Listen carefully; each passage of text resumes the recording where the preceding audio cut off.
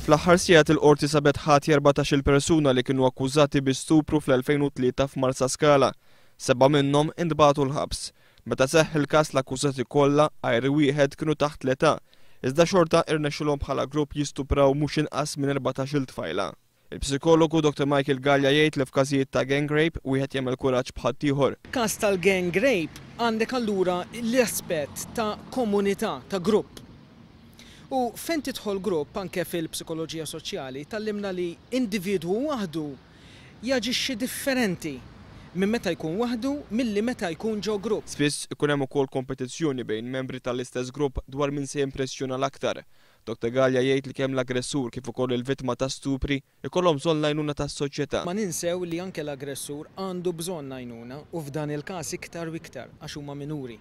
Iva għandhom bżonn terapija professjonali żgur, però it-terapija ma tagħmilix hekk fil-vakum fl-arja, titlob ukoll l-involviment dirett tal-familjari tagħhom. U l-vittmi xi drabi jispiċċaw jagħtu t-tort lilhom infushom tal-ispiċċaw stuprati. Ħafna biża' għandek nies pereżempju li ma' żmien jibdew jaħslu ħafna lilhom infushom biex iħossuhom li huma maħmuġin, jista' jkollhom ukoll aftershocks, pereżempju ħol mikraħ. Dr. Michael Gallia jsostni li s-soċjetà Maltija qed tagħlaq għajnejha l-problema kbira tal-alkoħol li teżisti fostna. Għandek affarijiet li jiena personalment qed narahom fis-soċjetà Maltija qed narawhom ilkoll u qed ikun hemm complaints fuqhom imma ħafna drabi donnhom qed jaqgħu fuq widnejn torox, bħal pereżempju l-alkoħol.